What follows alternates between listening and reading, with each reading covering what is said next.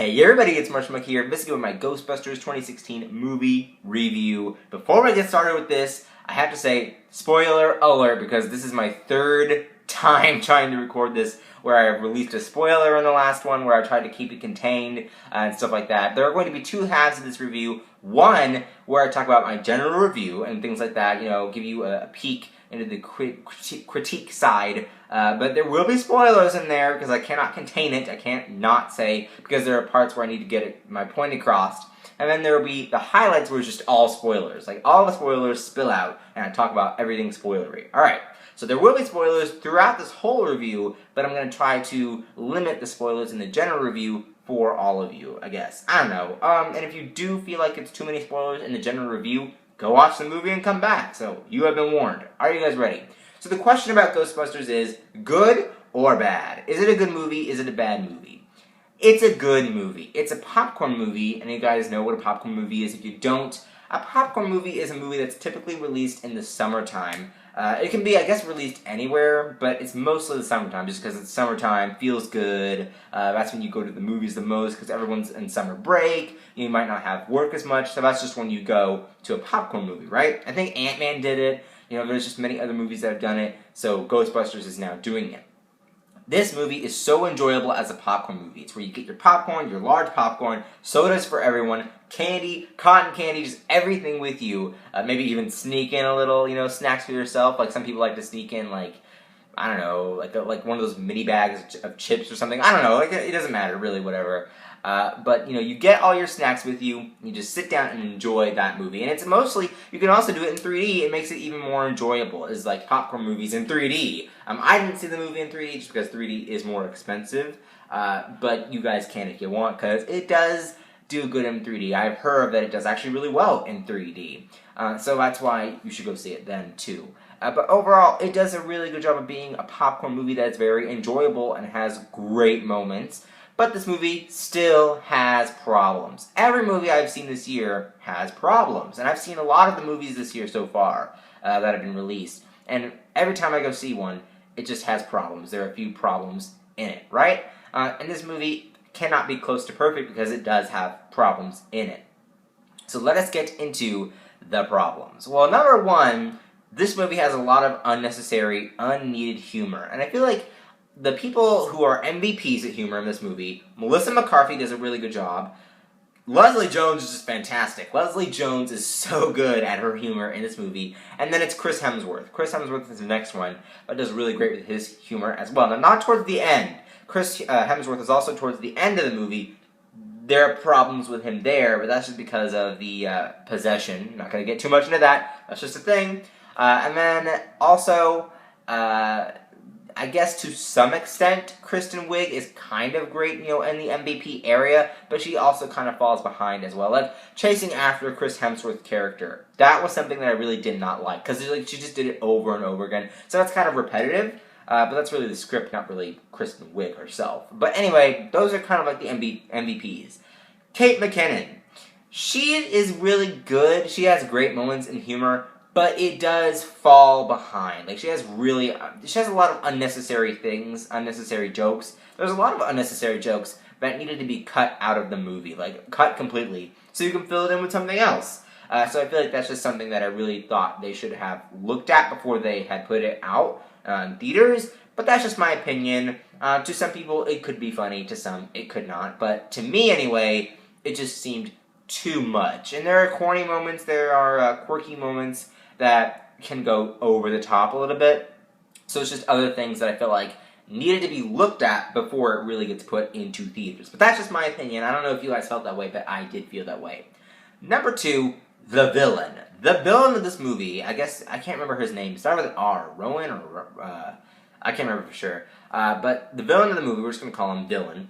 Villain of this movie is awful. All thumbs down to the villain of this movie. It is so bad. So bad that I had to, cringe at some of the villain moments. Now, it got better. We're going to get into spoilers now, a few spoilers, so just watch out. It got better when Chris Hemsworth donned the villain possession, but when he turned into the Ghostbuster logo, like the ghost from the logo, and when he did the whole Peter Pan joke, like, woo, like, it was like, really, like, this is really bad, and actually the third act is the next reason why there are problems in this movie, and that's where Chris Hemsworth was the villain. So there were just parts, again, that I really didn't think needed to be in there, and that's kind of villain moments. Either get a good villain or don't do a villain in a movie, and obviously this movie does need a villain, so do a good one. So that was also something that it failed to do. And then next up, the third act. Oh my gosh, no. The third act, there are great moments in the third act. There are bad moments in the third act. And I feel like the third act kind of takes away from the overall movie. Because it's kind of like, all the movies these days, comic book movies, there are other, action movies that have those big third acts where they gotta do something impressive, they gotta have all those CGI and visual effects, and we'll talk about the visuals in a second. They gotta have all that stuff, and I feel like for Ghostbusters, it really does take away from the movie when you do have those big effects, because it's kind of like, well, hey, you could have just toned it down a little bit more to contain it, because I feel like the third act is just, whenever it gets here, everything's loose, like it all breaks loose. So they needed to contain it a little bit more, but overall, it's not as bad. Like, it's not as bad as other movies when it gets to that third act, but it's definitely problematic to some extent. So I just wanted to get that out there as well. Now, the visuals of this movie are very carnival-themed, kind of like, theme parky kind of like visuals. Those are what the visuals are. In the original Ghostbusters, obviously, all the ghosts were really unique and different and kind of, I guess, I guess it's kind of like its own thing, uniqueness, In this movie, they're very much similar, like the blue ghosts and the green ghosts and all that stuff. It's very theme parky, very carnival-y, even to some extent Goosebumpsy. I don't know. It kind of reminds me of Goosebumps in some places too. So it's very Goosebumpsy, carnival-y, theme parkish. Like, that's how the ghosts look in this movie, and it's really sad because it's like you take that uniqueness away from the first Ghostbusters. But at the end of the day, it doesn't really matter what the ghosts look like. It's, did you have a good time experiencing them? So that's what I had to say about that as well. But overall, it's fun to see those visuals. Now we're going to get into the highlights, so let us get into the highlights now. We're diving into the spoilers. Again, for my general review, there are problems in there, but it's mostly enjoyable because the humor is also really funny. There are great moments for humor as well. So let's get into the highlights and talk about that. So, oh my gosh, I love Leslie Jones. Why isn't she getting more work in Hollywood right now? She needs to be in every movie. Like, put her in Suicide Squad. Let's see. Like, can she be the comedic version of oh, you heard that. Can she be a comedic version of Amanda Waller at this point? Please? So I just think that she's just so much fun. She was great in this movie. She was hilarious. So that's one of my highlights, is Leslie Jones alone is a highlight. Also, I feel like the story is its own highlight because there's a good story here. At first, the pacing's it kind of rushes a little bit, but by the time you get through, like, when they set up shop in the Chinese, upstairs at the Chinese restaurant, when they go through their first few ghost jobs, kind of towards the third act, but not really the third act, because we talked about that. And then also, towards the end, with the feel-good moment where everyone is lit up, New York is lit up for the Ghostbusters. Those are things that are, good moments, and it really does work as a story as a whole.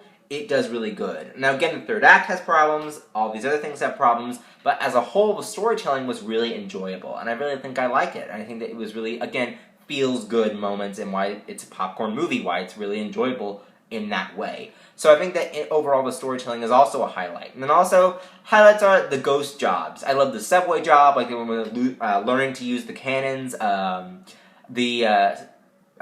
alleyway when they're practicing with their toys, the Ghostbuster toys. It's like, wow, Batman sure has cool toys, but you guys got some cool toys too when they're practicing with their toys, their fun moments. Aaron, working at the university and gets, obviously, they quit. And I also love the part where it's like, we had that division still, like at the other college with Holtzman and Oh, I forgot Melissa McCarthy's character's name. Well, Melissa McCarthy and Kate McKinnon, when they're like, oh, we still have that division, and they quit there and they steal the equipment. Like, there's just so many fun moments in this movie that it's really cool and enjoyable. Or the government, like the mayor and the, how they cover up the whole thing with, their frauds. I love that as well. It was just so cool. Like, there are cool, fun moments, and like I said, enjoyable in this movie. So overall, I have to give it a 7.5 or an 8, which is kind of like in the B area. So it's not that bad. Like, it's not total, like, F, C, D. Like, it's not in that area. And I think that you should really go see it. I think you'll really enjoy what you see out of this movie. So that's my review for Ghostbusters. What did you guys think? Comment down below. Did you like the movie? Did you not like it? What did you want them to change? What did you want to see completely different? So leave your comments down below. Links up there to my other movie reviews. Links down there to my Twitter, Instagram, Vine, vlog channel, and Sim channel. Don't forget to like and favorite this video. Don't forget to subscribe, and I will see you guys later. Bye-bye.